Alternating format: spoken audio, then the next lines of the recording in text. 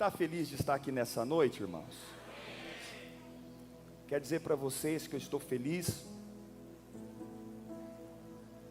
E eu creio que o novo pastor José vai ter que ressurgir das cinzas hoje. Você vai ver o pastor José um pouco diferente. Você não vai ver o pastor José batendo na perna. Você não vai ver o pastor José correndo. Mas eu vou liberar uma palavra ao teu coração. Quero agradecer ao nosso irmão que está aqui também. Estava com um tumor na cabeça. Estava desenganado pelos médicos. Eu me lembro muito bem quando nós começamos a orar pela tua vida. Isso é um milagre de Deus aqui. Isso é uma inspiração para nós. Aquele que começou a boa obra, Ele vai aperfeiçoar ela sobre a sua vida. Sabia que o Senhor estava contigo desde aquele primeiro momento. A família estava preocupada, mas o Senhor tem te sustentado e o Senhor vai continuar te sustentando em nome de Jesus.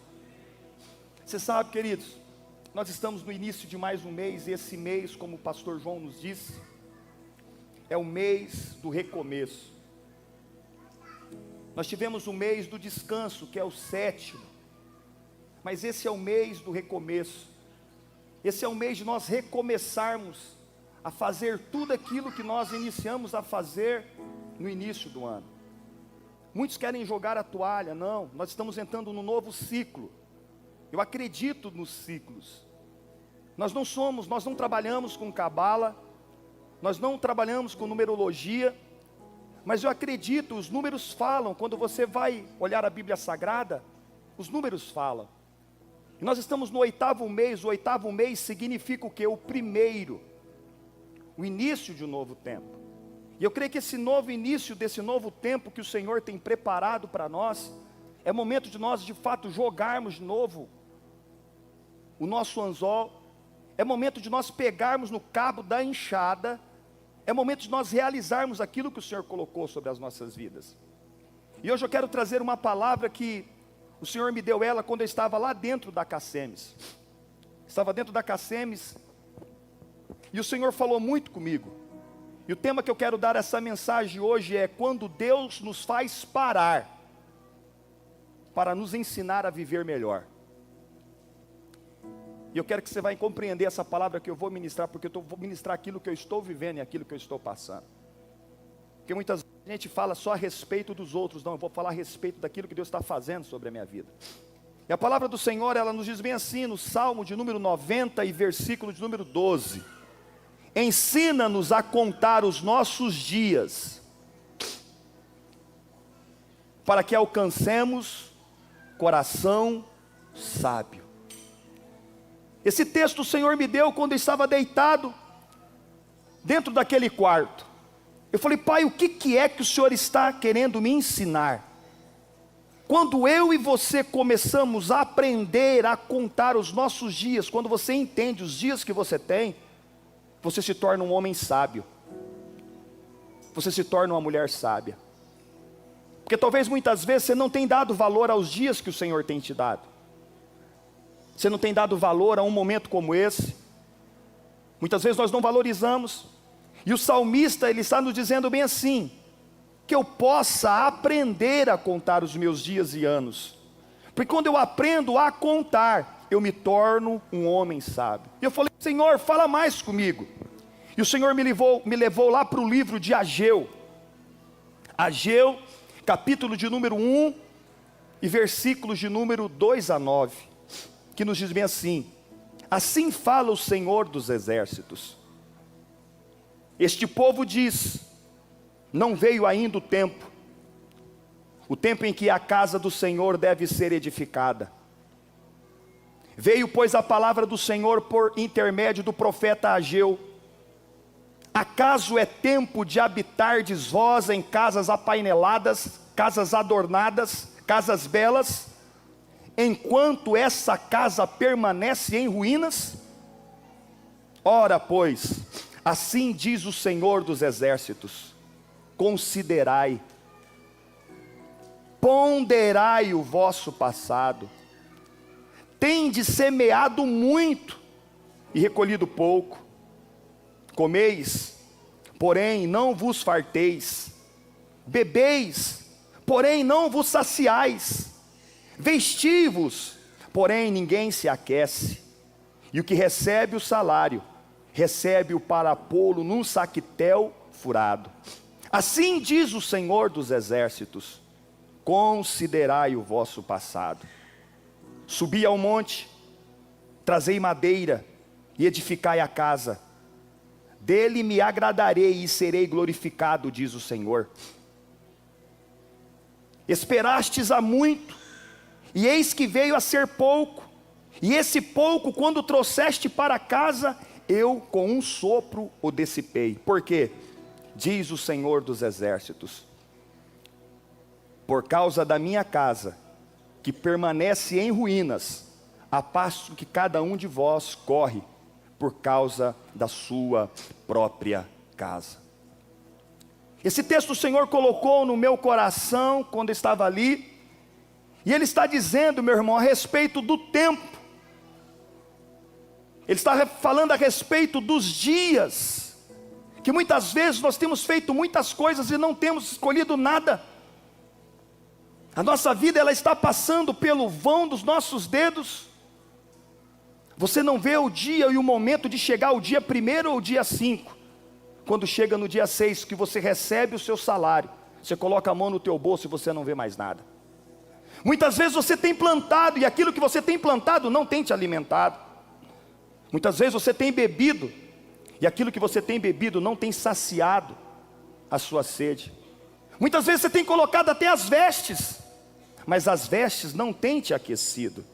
E você sabe, o Senhor trouxe isso ao meu coração, porque existem momentos nas nossas vidas em que Deus nos para, e Ele nos para que nós possamos ver de que forma nós estamos vivendo as nossas vidas. Ele interrompe. Isso não é um castigo, porque muitas vezes nós pensamos que é um castigo, mas alguns momentos são livramentos de Deus. É um tratamento de Deus sobre a minha vida e sobre a tua vida. Porque talvez você fique dizendo bem assim: pastor José, Deus está me castigando. Eu venho dizer para você, Deus não te castiga dessa forma. Eu fui criado num lugar que muitos diziam que Deus colocava câncer numa pessoa, para corrigir a pessoa. Irmão, você tem noção do que significa isso? Deus não vai colocar uma doença em você, meu irmão, para poder trazer um tratamento sobre a tua vida. Não é isso que Deus tem para você. Mas muitas vezes quando Deus Ele nos para, é um convite para que eu e você possamos o quê? Enxergar que nós estamos apenas correndo. Você está apenas correndo. A sua vida é uma correria. Você não para nada. E isso tem nos impedido de ver aquilo que o Senhor tem preparado sobre as nossas vidas. Você sabe, eu passei por esses dias, e o Senhor Ele me parou. O Senhor me parou literalmente. Você sabe quando o ar te falta, esse ar aqui, ó, quando te some, quando você tenta puxar o ar não vem. Você sabe quando você tenta dar um passo e o passo não vem? Foi ali que eu descobri e que eu entendi o quanto é precioso o ar que nós respiramos. Foi apenas algumas veinhas no meu pulmão que ficou impedida, teve coágulo nela. Algumas veinhas só. Se esse coágulo tivesse subido para minha cabeça, eu tinha paralisado por completo. E muitas vezes nós não damos valor. Foi aí que eu consegui entender o quanto é maravilhoso você sentar numa mesa e comer de tudo. Ontem todo mundo querendo me dar um pastel, toma um caldo, porque muitas vezes você não dá valor quando você senta numa mesa, você come uma feijoada, você compra uma ponta de picanha, você compra uma picanha, você não dá valor. Quando você come um ovo frito na banha de porco, você não dá valor. Foi aí que eu parei para poder pensar: ei, presta atenção na tua vida. Quando surgiram algumas restrições na minha vida, que até para comer, mãe, as restrições vêm. Aí nós entendemos que o Senhor Ele quer nos mostrar algo muito maior, e muitas vezes nós não entendemos. Foi aí que eu percebi então que nós temos apenas reclamado daquilo que nós não temos, e temos deixado de lado aquilo que temos. Ah, irmão, você não tem noção o quanto é bom você entrar num banheiro e fazer xixi. Não estou brincando não. É muito bom você entrar no banheiro e fazer xixi. Conversa com uma pessoa que tem uma pedra no rim, eu estou com um problema no rim.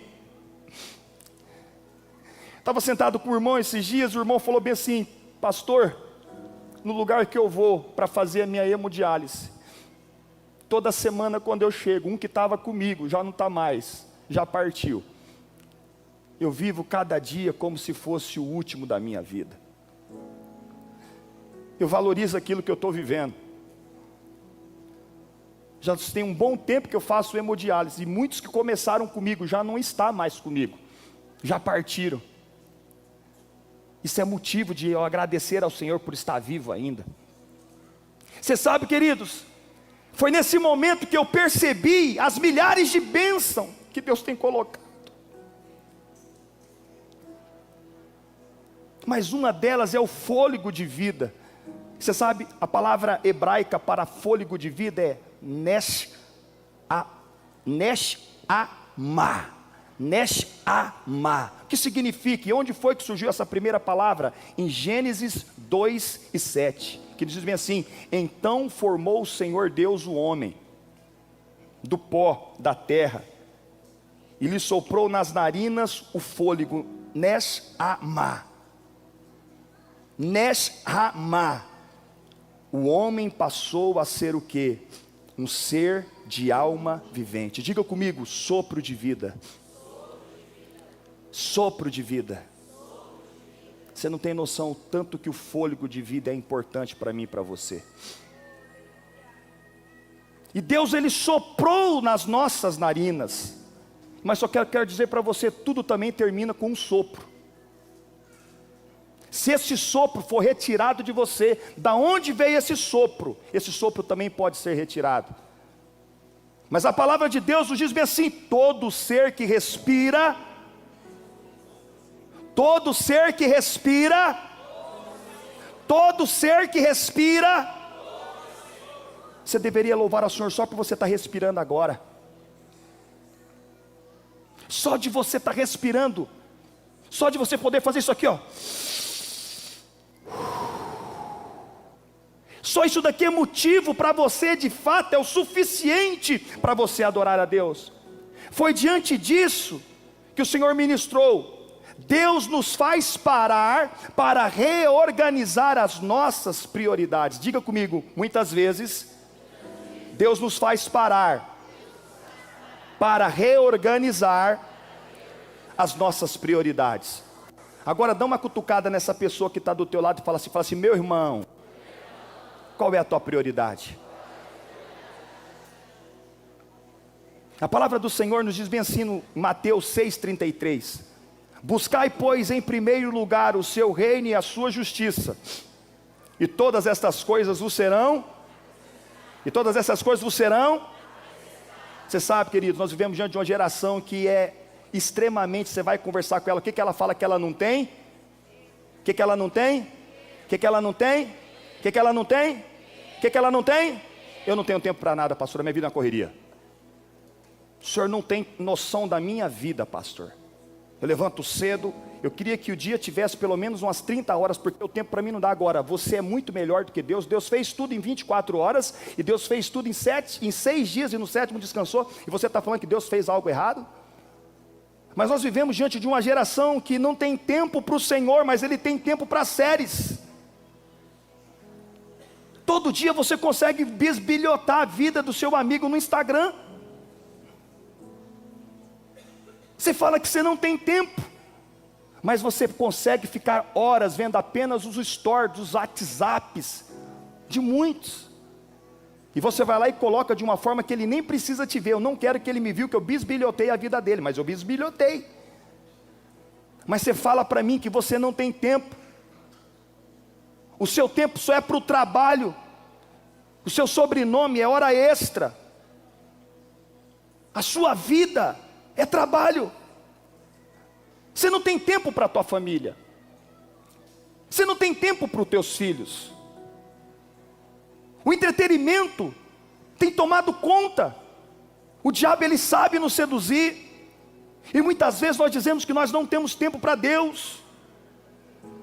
E muitas vezes Deus permite algumas pausas nas nossas vidas, para que nós possamos ver que nós estamos valorizando aquilo que é secundário. E nós não estamos valorizando aquilo que é primário. E Jesus está dizendo bem assim: buscai primeiro o reino de Deus. Não é quando dá tempo, de maneira nenhuma. Buscai primeiro. Esse primeiro aqui no grego é proton. O que significa isso? Não significa apenas uma sequência de primeiro, não. Significa que aquilo que ocupa o primeiro lugar deve ser de maior importância sobre a minha vida e sobre a sua vida. O reino de Deus, ele não disputa espaço com nada. O reino de Deus, ele deve ser em primeiro. E ele deveria determinar todas as outras coisas sobre a minha vida e sobre a tua vida. Mas você sabe, hoje o mundo tem tomado o lugar daquilo que é primeiro sobre as nossas vidas. Nós temos deixado aquilo que é de primeiro, aquilo que é eterno, por aquilo que é secundário. A palavra de Deus nos diz que a Marta estava ocupada com os afazeres da casa. Marta estava querendo que a casa estivesse em ordem. Mas o que aconteceu com Maria? Maria estava aos pés de Jesus. Jesus, ele não condena o serviço. Jesus, ele não condena a sua as suas horas extras, porque a palavra de Deus diz bem assim: ei, preguiçoso, vai ter como as formigas. Deus não quer que você seja um homem preguiçoso. Deus não quer que você seja um homem desleixado, de maneira nenhuma. Deus quer que você seja um homem proativo. Mas Jesus está dizendo para mim e para você, ele condena aquilo que tem ocupado o primeiro lugar. Olha o que Jesus disse, Lucas 10, 41 e 42. Respondeu-lhe o Senhor: Marta, Marta, andas inquieta e te preocupa com muitas coisas. Entretanto, pouco é necessário, ou mesmo uma só coisa. Maria, pois, escolheu a boa parte, e esta não lhe será o quê? Tirada. Às vezes nós estamos se tornando apenas ativistas. E por que foi que o Senhor colocou no meu coração de mim não fazer esse encontro esse mês? Para nós nos tornarmos apenas ativistas. Eu estou fazendo, Silvio, eu estou fazendo, eu estou fazendo, eu estou fazendo, eu estou fazendo, eu estou fazendo, eu estou fazendo, não. Muitas vezes o Senhor, ele quer nos parar.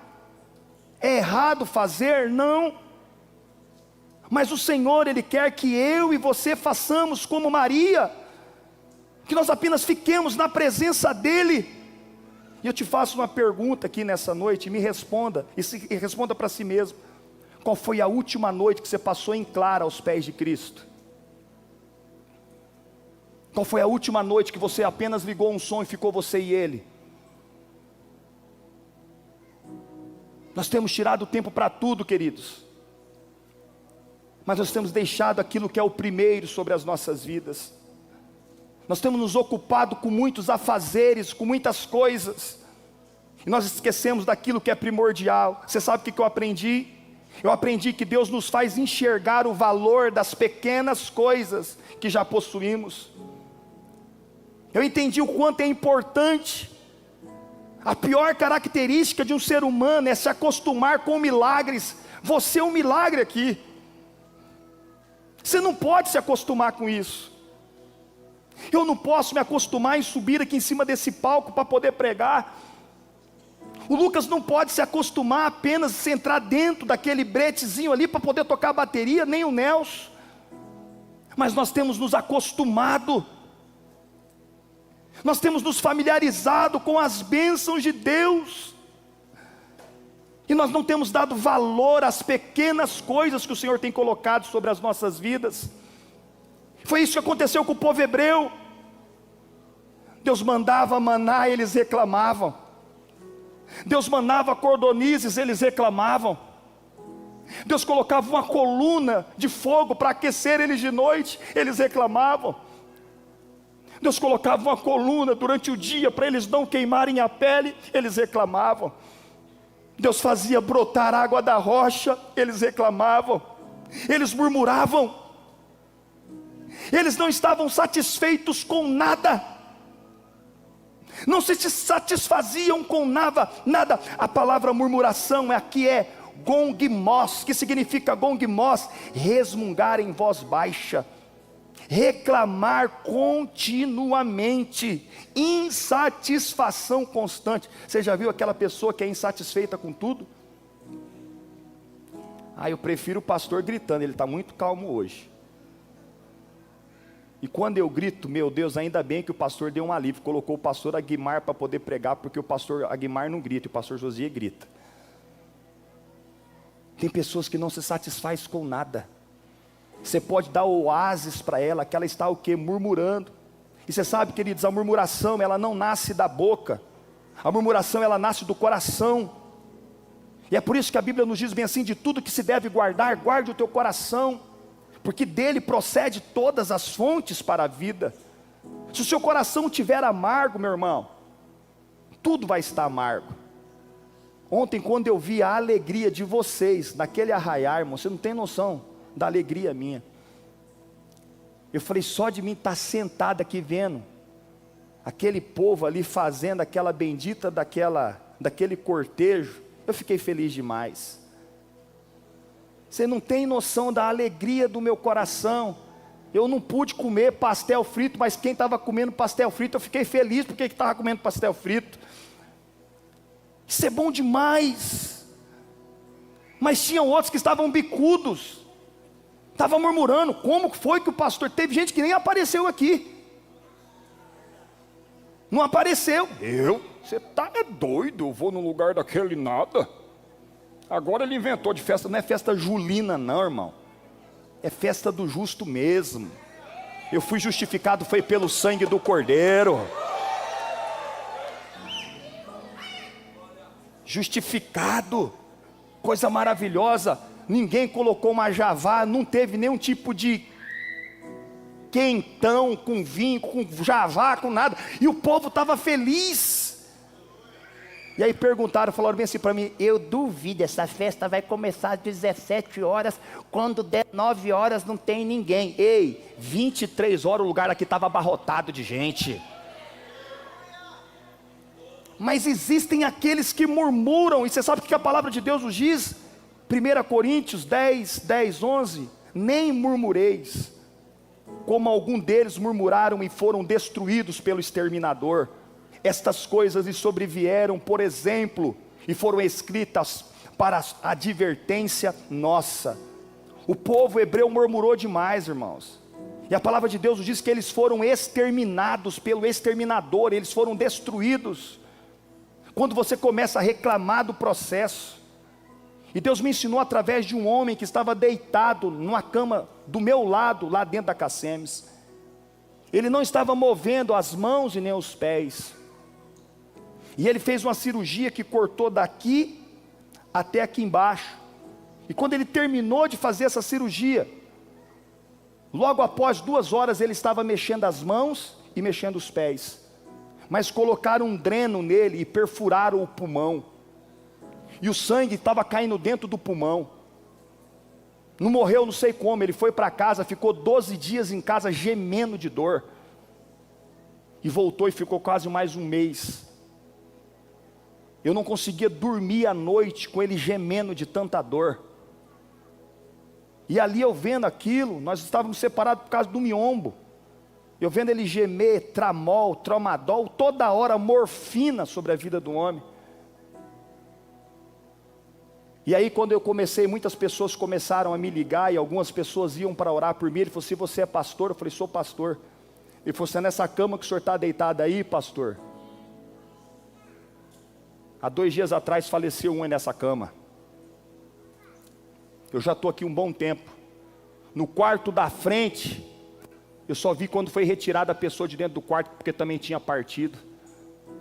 E eu estava desesperado para poder sair de dentro daquele hospital. Sabe o que ele falou para mim? Ele falou assim, pastor, acalma o teu coração, porque Deus sabe de todas as coisas, pastor.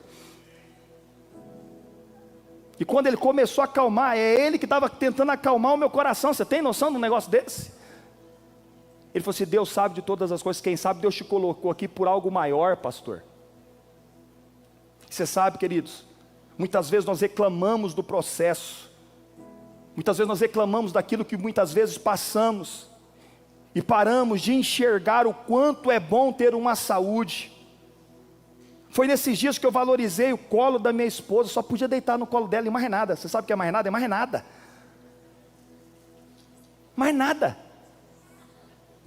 Apenas deitar, os quatro deitados em cima de um sofá. Muitas vezes você não valoriza isso. Recebendo o carinho da esposa, da mãe, dos amigos, da família. Muitas vezes o diabo, por causa de uma situação, ele não permite você ver a casa que você tem, o salário que você tem. Quem sabe o seu salário é pouco, mas tem pessoas que não estão recebendo o salário que você tem. A liberdade de você poder cultuar, a liberdade que nós tivemos, nós paramos, atravessa Eva. Tem países que não permitem falar o nome de Jesus. A liberdade de você poder entrar dentro desse prédio. Mas muitas vezes o diabo ele quer apagar as bênçãos da nossa memória. O diabo quer que eu e você venhamos o quê? A maximizar os problemas, as crises, as enfermidades e tudo aquilo que não está dando certo. E Deus está dizendo para mim e para você: ei filho, conte as bênçãos que eu tenho realizado sobre a tua vida. Conte. Ei, valorize esse momento que você está aqui agora, podendo levantar as mãos e bem dizer o nome do Senhor. Você sabe o que é que 1 Tessalonicenses 5,18 diz bem assim: em tudo dai graças, porque esta é a vontade de Deus em Cristo Jesus para conosco. O Senhor quer que eu e você venhamos dar o que? Gratidão para Ele e a Ele, diante de todas as circunstâncias. Você sabe, queridos, quem vive pela graça, não vive pelo presente. Tudo isso que nós estamos passando, é passageiro. Há 3 semanas atrás eu não podia fazer o que eu estou fazendo. E daqui mais 15 dias, 20 dias, você vai ver o que eu vou estar fazendo para a honra e para a glória do nome de Jesus. É passageiro. É transitório. Quem sabe você olha para a tua conta agora, é passageiro, mas o Senhor não quer que você viva por aquilo que é passageiro. O Senhor quer que você viva por aquilo que é eterno. Aquilo que é eterno é minha salvação e a tua salvação, meu irmão. Dependa apenas da revelação de quem Cristo é sobre a tua vida. Quando nós sabemos quem Cristo é sobre as nossas vidas, tudo muda. As coisas elas começam a ter uma nova ótica, uma nova visão, a nossa perspectiva muda. Quando nós olhamos apenas para Cristo, nós tiramos os olhos dos problemas, das aflições, das lutas. Ei, quando nós focamos os nossos olhos em Cristo, ei, tudo muda ao nosso redor. Talvez você possa me perguntar: pastor, que revelação que eu tenho que ter? Você tem que ter revelação daquilo que Cristo conquistou na cruz do Calvário por você e para você. Nós hoje estamos aqui em memória daquilo que Cristo conquistou. Cristo conquistou a tua cura, Cristo conquistou a tua casa, Cristo conquistou a tua família, Cristo conquistou a tua provisão e a tua prosperidade sobre a tua vida. Toma posse daquilo que Cristo conquistou para você. Se aproprie daquilo que Cristo de fato, meu irmão, liberou na cruz do Calvário sobre a tua vida. Sabe o que eu aprendi? Que Deus nos faz lembrar que o nosso corpo é um veículo para a missão e para o propósito. Diga comigo: meu corpo é um veículo para a missão e para o propósito que Deus tem sobre a minha vida. Diga para mim: por quê, pastor? Deus falou profundamente no meu coração e eu tenho te dado uma mensagem. Hoje as pessoas te conhecem em Campo Grande, pregador da graça, porque eu falo que eu sou pregador da graça. Você tem uma mensagem, mas se o instrumento, que é seu corpo, não estiver bem, essa mensagem não vai ser pregada. Tem uma frase de Robert Murray que diz bem assim: Deus me deu uma mensagem e um cavalo, eu matei o cavalo e agora não posso entregar uma mensagem. Deus tem me dado uma mensagem, Deus me entregou uma mensagem, mas eu fui negligente com o cavalo. Eu fui negligente com o instrumento. E o que acontece? A mensagem não pode ser pregada. Quantos homens não morreram com uma mensagem? Quantos homens não morreram com um legado? Porque eles não cuidaram do templo do Espírito Santo. Olha o que o texto nos diz, 1 Coríntios 6, 19 e 20. Acaso não sabeis que o vosso corpo é santuário do Espírito Santo, que está em vós, o qual tendes da parte de Deus, e que não sois de vós mesmos, porque fostes comprado por preço. Agora, pois, glorificai a Deus no vosso corpo.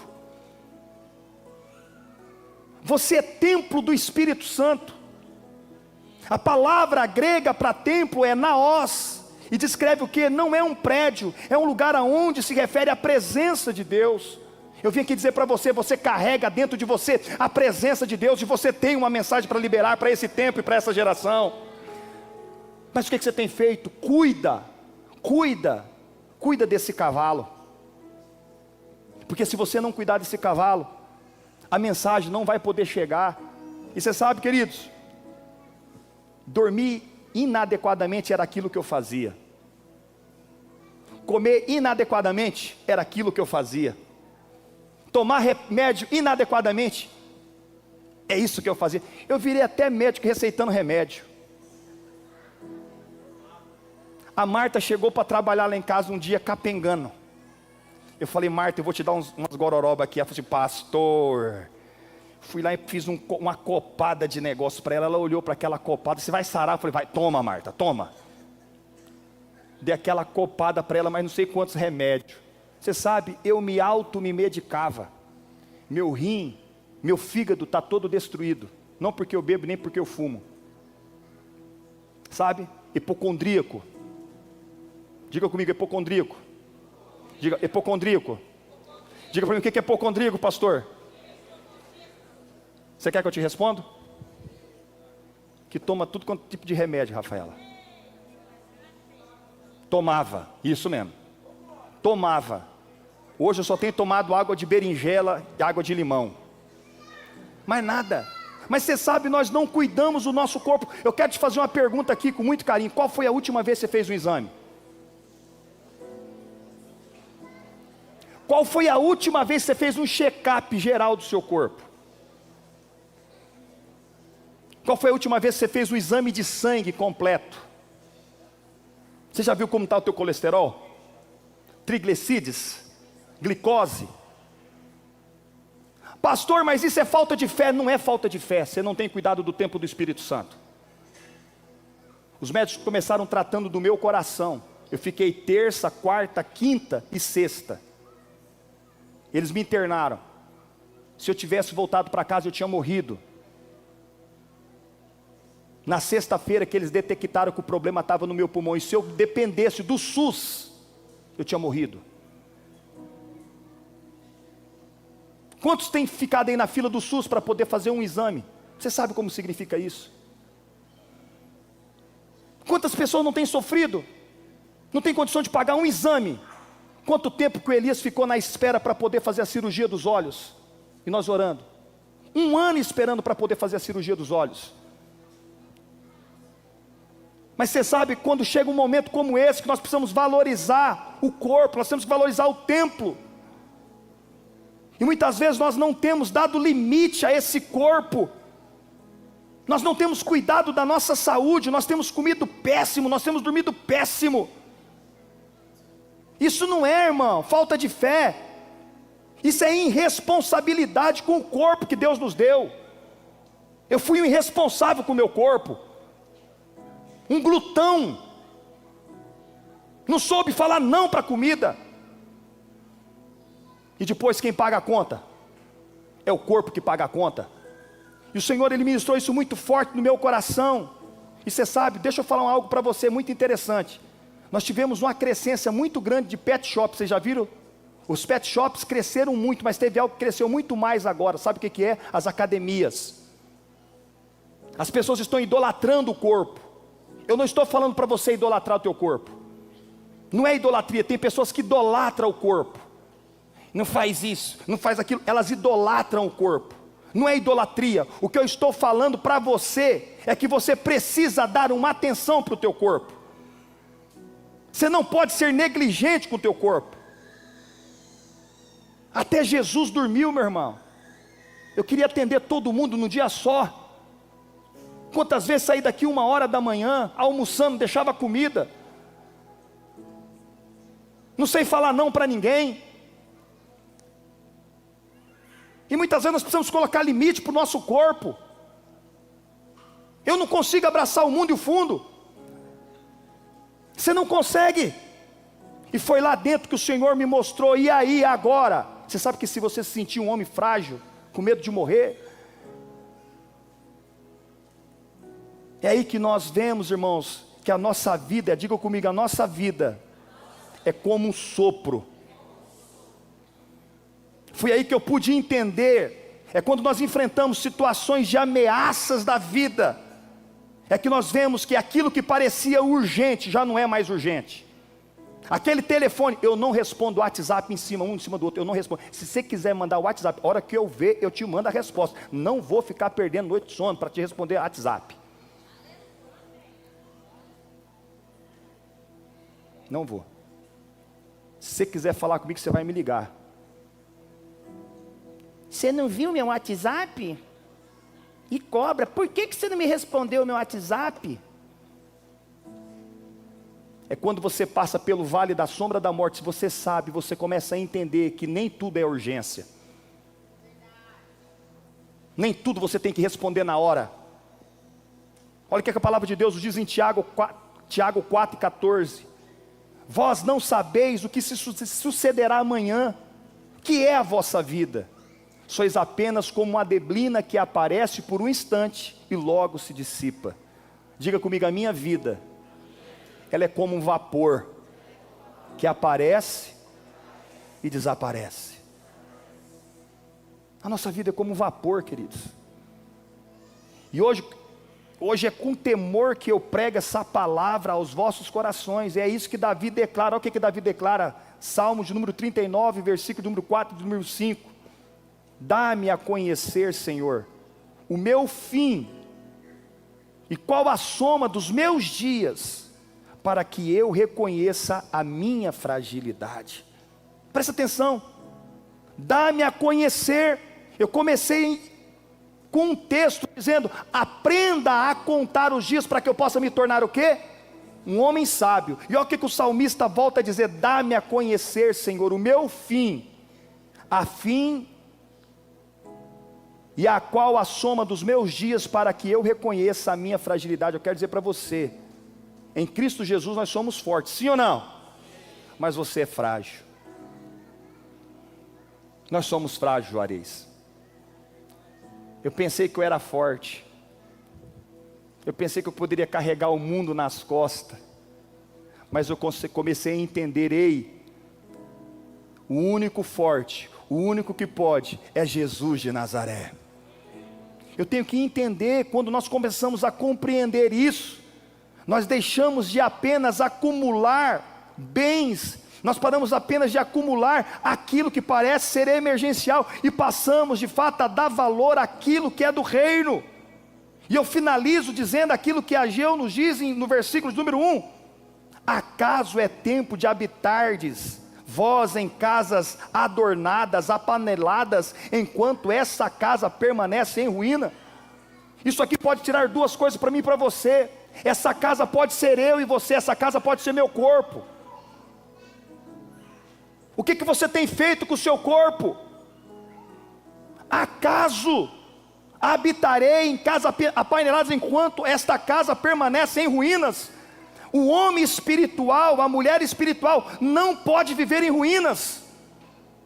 Nós precisamos estar com o nosso coração solidificado em Cristo.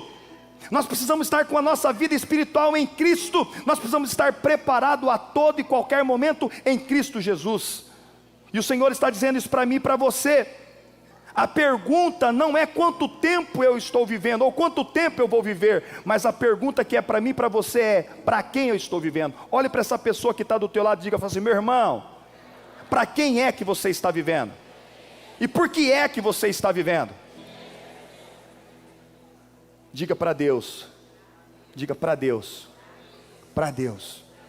Você sabe, queridos, essa é a palavra que o Senhor colocou no meu coração, quando eu estava deitado naquele leito, e quando eu passei por essa situação. Esses dias me ensinaram a entender que a nossa vida não deve ser uma correria, irmã Beth. A nossa vida não precisa ser de correria. As pessoas querem nos colocar no automático, no urgente. Mas a única coisa que nós precisamos fazer de urgente é para o nosso Senhor Jesus Cristo. Nós precisamos entender, irmãos, que cada amanhecer, hoje quando eu levanto de manhã, eu levanto minhas mãos para os céus e falo: Senhor, muito obrigado por mais um dia que o Senhor está me dando.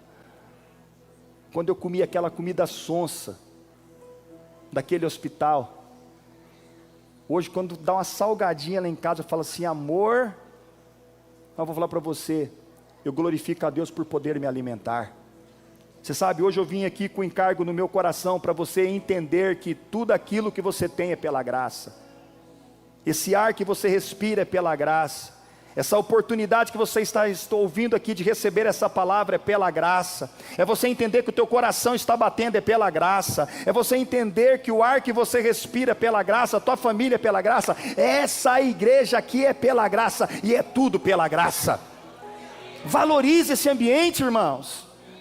Eu não vi a hora de poder estar junto com vocês, eu não vi a hora de estar podendo subir aqui em cima desse palco, eu não vi a hora de, eu queria estar correndo, mas eu não posso, mas eu me alegro só de poder estar aqui com vocês nessa noite. Valorize um momento como esse, valorize a vida da igreja. Você sabe, hoje eu dou muito mais valor para minha esposa do que eu dava antes, muito mais valor para as minhas filhas do que eu dava antes, e muito mais valor no meu tempo a sós com Deus como antes. Porque o que me sustentou foi meu tempo a sós com Deus e as minhas orações em línguas. Então o que eu quero dizer para você aqui nessa noite, o Salmo de número 103, e já quero convidar o ministério de louvor. Salmo 103, versículo de número 1 ao 5. Bendizei, ó minha alma, ao Senhor, e tudo que há em mim bendiga o seu santo nome.